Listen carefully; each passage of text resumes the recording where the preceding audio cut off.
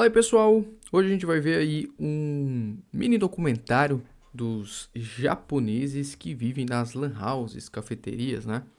Aí no Japão. Bom, esse aqui é um vídeo do Rota Asiática, o canal, eu vou deixar aqui pra vocês o link original, do vídeo original, né? Pra vocês darem uma olhada, deixa o like, se inscrevam lá também, tá? Bora dar uma olhada aí, vamos ver.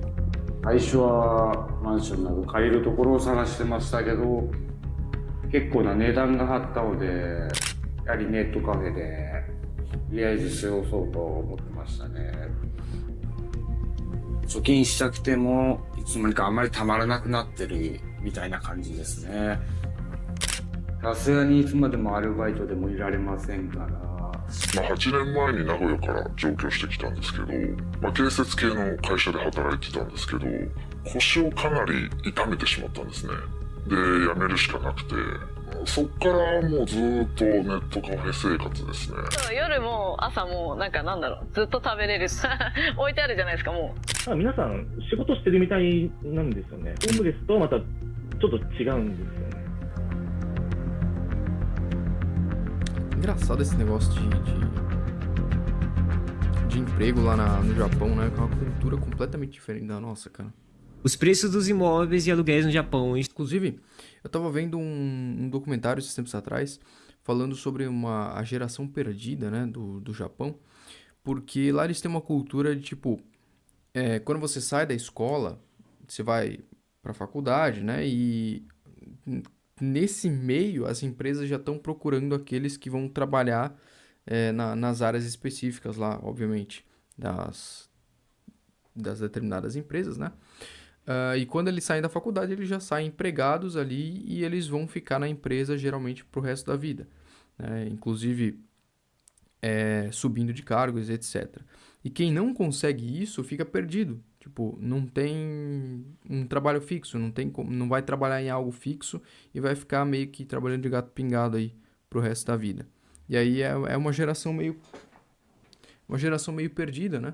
Que não sabe o que faz. Enquanto aqui, pra nossa cultura, é algo completamente normal. Tipo, sair da faculdade, às vezes nem fazer faculdade, né? A gente não tem... Hoje, cara, a faculdade no Brasil é algo que é desnecessário para inúmeras áreas, inclusive, né? E a gente tem esse negócio de mudar muito de emprego, que não é muito Estão comum lá, não. disparando muito rápido. E essa é uma das diversas razões pelas quais alguns japoneses têm escolhido os internet cafés como a sua moradia mensal. Mas como você vai ver nesse vídeo, em alguns casos essa situação é tão ruim que chega ao ponto de algumas pessoas viverem nesses lugares por mais de 5 anos. Nas ruas de Tóquio, em meio a diversos prédios altos e arranha-céus, existem várias dessas lan houses, que são chamadas de internet cafés, onde algumas pessoas consideram um pequeno quadrado como a sua residência temporária. Quando a noite cai, essas pessoas que fazem desses cubículos os seus lares retornam ali para os seus quartos. Esses indivíduos são chamados de refugiados dos internet cafés. Esse termo é usado para se referir a pessoas que não têm uma residência fixa, mas vivem em internet ou mangá cafés. E basicamente é a mesma coisa, só que tem uma diferença de ser um lugar onde as pessoas vão para ali. Pode ser até difícil de acreditar, afinal, quem que gostaria de viver em um quadradinho como esse? No entanto, embora o espaço desses locais seja muito limitado e nem de longe seja confortável como um apartamento comum, ainda existe água para lavar as mãos, eletricidade, acesso à internet e o preço também é bem mais baixo do que um apartamento comum. Por causa disso, muitos mochileiros estrangeiros ou até pessoas que estão fazendo uma viagem curta escolhem ficar em um desses estabelecimentos perto ali de estações, mesmo que seja por apenas uma noite. Em um pequeno cubículo, tudo o que você tem disponível é uma lâmpada, um computador, travesseiro e um colchão. Imaginando como é que os caras chegaram, né, nessa ideia. Tipo assim, vamos criar uns mini quarto aqui pra galera passar uma noite ou coisa do tipo. Como é que surgiu essa ideia, será? Então pode ser sim uma boa opção para alguém que só quer ficar um dia ou dois. Mas para esses chamados de refugiados, esses lugares acabam se tornando seus lares, onde eles vivem ali por meses ou até mesmo por anos. No vídeo de hoje nós vamos falar sobre esse problema Por que alguns trabalhadores japoneses, e mesmo tendo um emprego e uma renda, escolhem ficar em internet cafés em vez de alugar suas próprias casas ou apartamentos? Meu nome é Simon e seja muito bem-vindo ao Rota Asiática. Como nós já falamos antes, essas pessoas são pessoas que não têm uma residência fixa, geralmente, e ficam por muito tempo nesses lugares devido a várias razões, como atrasos no pagamento do aluguel, questões familiares e até mesmo razões pessoais. Eles não podem viver em suas próprias casas ou até mesmo alugar um apartamento, então acabam recorrendo a esses internet cafés que ficam basicamente abertos 24 horas por dia.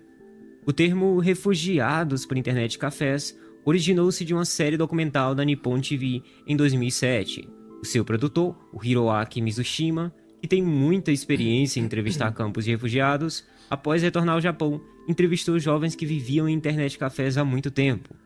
Com isso, ele revelou que esse tipo de estabelecimento nas metrópoles são como uma forma de campo de refugiados. Cara, olha o naipe dos caras dormindo, velho. Não tem nem como esticar as pernas.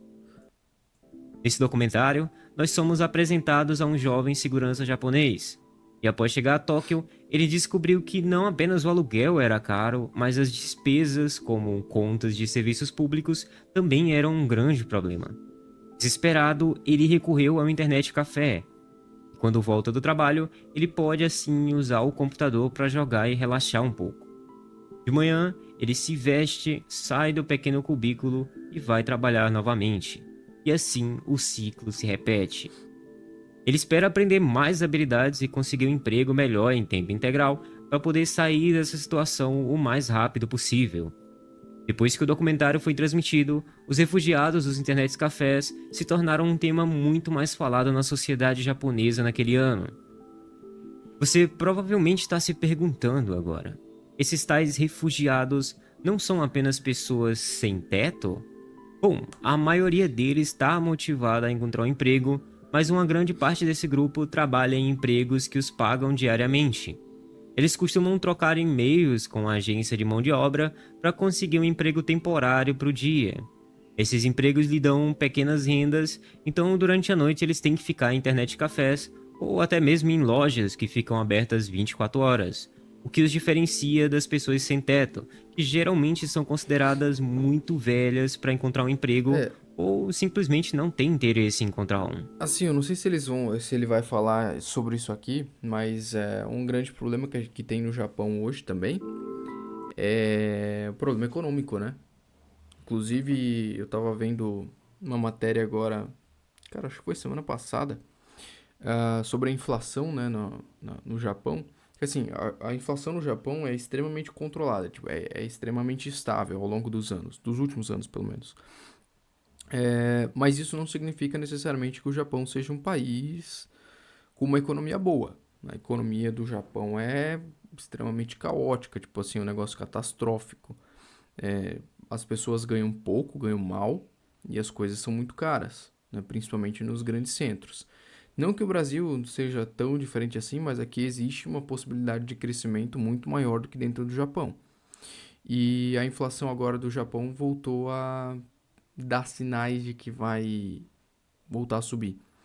E os produtos vão começar a ter precificação maior de novo.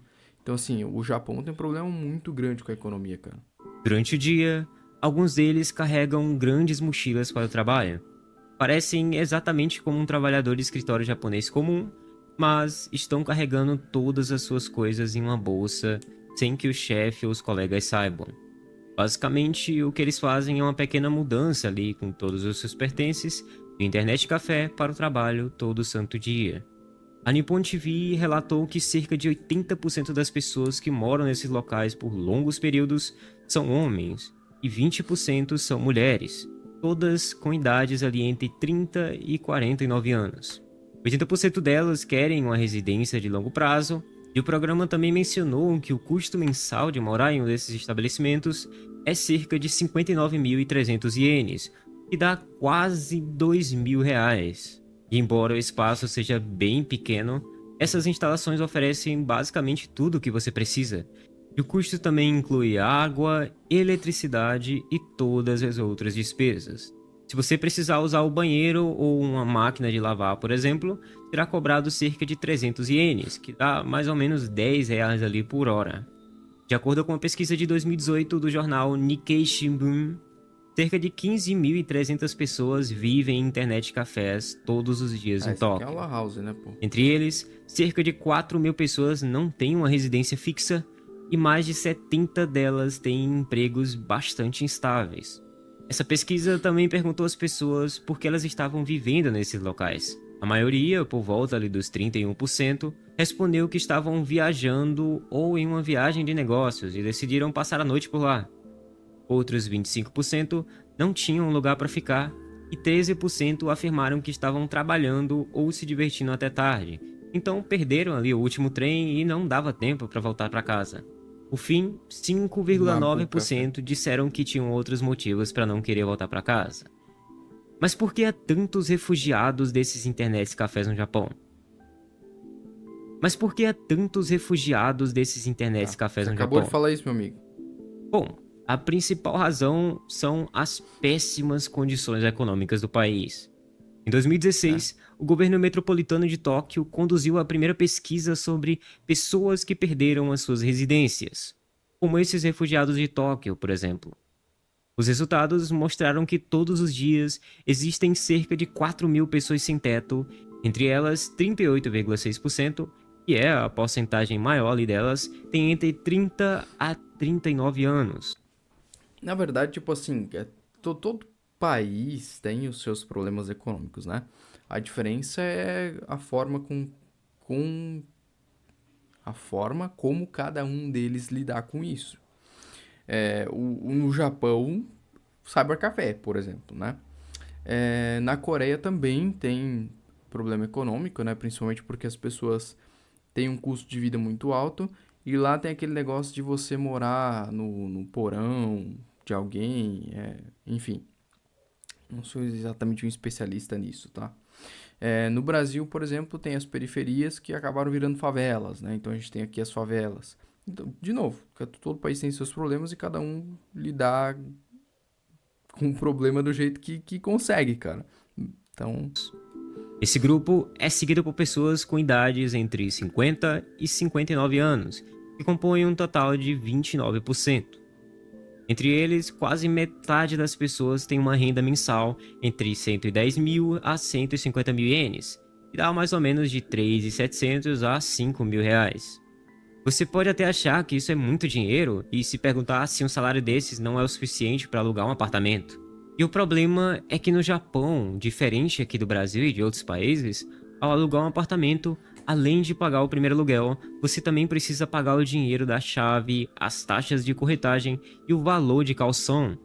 Ou seja, você precisa deixar uma garantia de que você vai poder pagar aquele aluguel nos próximos meses. sem falar que o Sim, aluguel, além de você pagar a mensalidade sem falar que o aluguel é muito caro porque o espaço é muito limitado, né? A gente tá falando de, a cidade mais populosa do mundo, né? do aluguel, você precisa pagar uma espécie de garantia de longo prazo, que geralmente equivale ali a 1 ou 2 aluguéis, e esse depósito é meio que exigido para evitar que os inquilinos quebrem coisas no apartamento.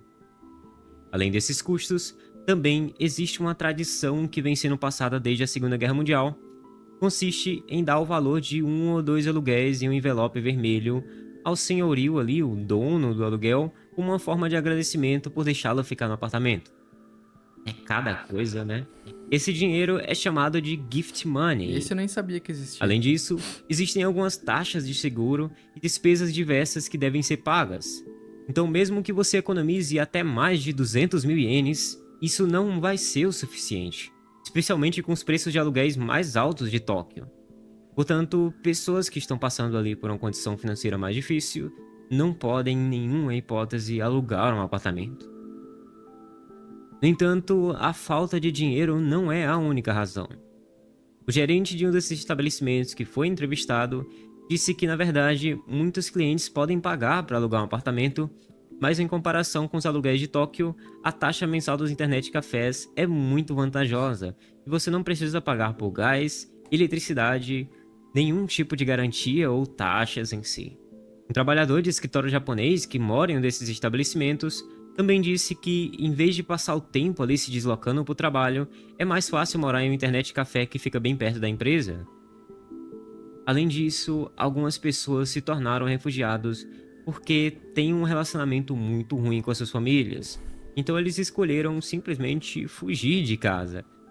A pesquisa também mostra que mais Opa. de 70% dessas pessoas Bati na não câmera. têm empregos estáveis.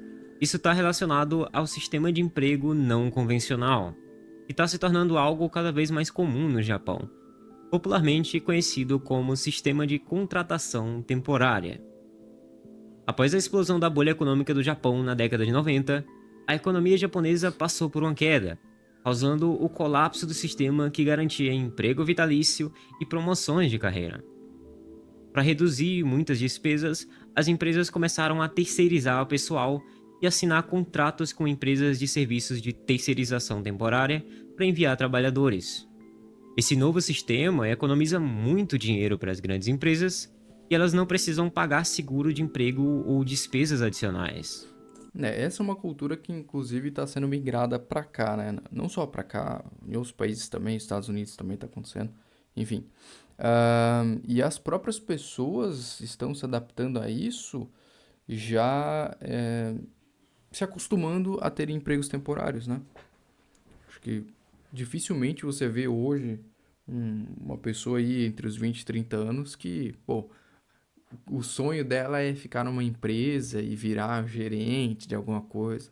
Ah, dane-se, cara, só quero trabalhar hoje para ter meu dinheiro amanhã e depois a gente vê o que faz. Por outro lado, o trabalho dos trabalhadores temporário é instável e inseguro. Muitos desses trabalhadores não têm ideia de qual vai ser o seu próximo emprego ou onde vai ser. Então é mais difícil para eles se estabelecerem em algum lugar fixo. Por isso, é mais conveniente ficar em um internet café, que lhes dá ali mais flexibilidade, porque eles têm a escolha de sair quando quiserem e ir para outro lugar mais próximo do próximo trabalho. O processo de se tornar um refugiado tem vários estágios. No início, pode ter sido porque as pessoas foram demitidas ou não tinham emprego, não podiam pagar o aluguel ou simplesmente não estavam dispostas a retornar para suas casas. E por isso, elas escolheram o internet café como abrigo temporário. Então, como não conseguiram entrar em um bom emprego, o tempo gasto nesses estabelecimentos gradualmente foi se estendendo, de um mês para um ano, de um ano para 2 e assim por diante. Embora as leis de trabalho no Japão ainda sejam bem complicadas, a proteção dos direitos e interesses desses trabalhadores vem sendo fortalecida aos poucos. Em breve, não haverá mais uma contratação diária. Cara, é surreal, velho, como sempre, bicho. Todo problema que tem no meio da população tem dedo do governo, mano. É sempre o governo mexendo, querendo controlar alguma coisa, querendo fazer alguma merdinha que resulta no problema, em problemas pra população, cara. É sempre isso, mano. Olha, olha o Japão agora que esse, bom, não é um negócio novo, mas enfim, é culpa de quem essa merda? Se não é do próprio governo fazendo cagada, né? A economia do Japão hoje tá do jeito que tá por conta do governo merda, pô. Apesar de que ainda assim é muito melhor do que no Brasil, né? Não preciso falar nada. Mas enfim, o Brasil também, cara. Eventualmente a gente vai ter, eventualmente não, a gente já tem um problema muito grande, né, com mão de obra, a questão de relação, né, entre empregado e empregador, hoje é um problema muito grande no Brasil, cara. A maior parte das pessoas quer virar, como é que fala? Quer virar dono do seu próprio negócio, ou mesmo que preste um serviço, né, não quer trabalhar de carteira assinada porque não é vantajoso, né? Você vai pagar um monte pro governo, vai perder um monte porque o Estado tem uma série de regras, etc. Não é à toa que hoje, se eu não me engano, no Brasil a gente já tem mais de 20 milhões de pessoas, de 200 milhões, ou seja, 10% da população, hoje trabalha como pessoa jurídica. Porque ser empregado é uma merda, velho. Essa é a grande verdade. Só permite saber onde você vai trabalhar no dia anterior. No entanto, à medida que o tempo passa, será ainda mais difícil melhorar o local de trabalho e a situação desses trabalhadores temporários. O surgimento desses refugiados é um reflexo das dificuldades da camada interior do mercado de trabalho do Japão, quando mais e mais empresas simplesmente começaram a substituir funcionários regulares por trabalhadores temporários baratos. Essas pessoas, aos poucos, se tornaram cidadãos de segunda classe. Hoje em dia, esses mesmos indivíduos não têm dinheiro para pagar aluguel e têm que viver em internet cafés.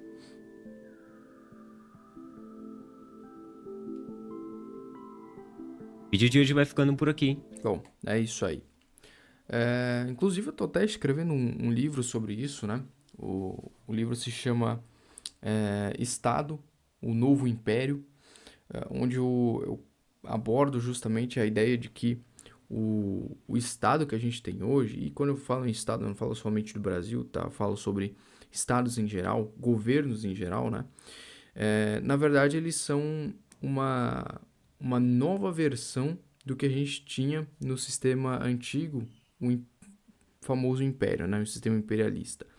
Hoje, a gente tem um presidente e uma série de deputados, políticos, tudo mais, né? Que representam nada mais do que o rei e o clero ali, né? A galera da nobreza. No final das contas, nada mudou. O Estado continua sendo dono de tudo. O Império é dono de tudo. É dono das terras, é dono dos recursos naturais, é dono das produções, é dono da produção inteira, né? É porque o Estado é bonzinho e ele deixa você ficar com uma parte da produção. O Estado ele é dono da renda, né? Você tem que pagar uma parte da sua renda para o Estado porque ele é bonzinho e ele deixa você trabalhar, né? E em troca você tem que dar uma parte da sua renda para ele, porque a renda não é sua, a renda é dele, a renda é do Estado. Você fica com uma parte porque o Estado é bonzinho. Então, esse é um tema muito interessante. Em breve aí deve sair esse livro, estou terminando de escrever ele ainda, mas enfim. Bom, pessoal, para esse vídeo é isso, espero que vocês tenham gostado, espero que vocês tenham curtido, muito obrigado por ficarem até aqui, valeu. E não se esqueçam de ver o vídeo original, tá? Deixa o seu like e se inscreve lá no canal do cara.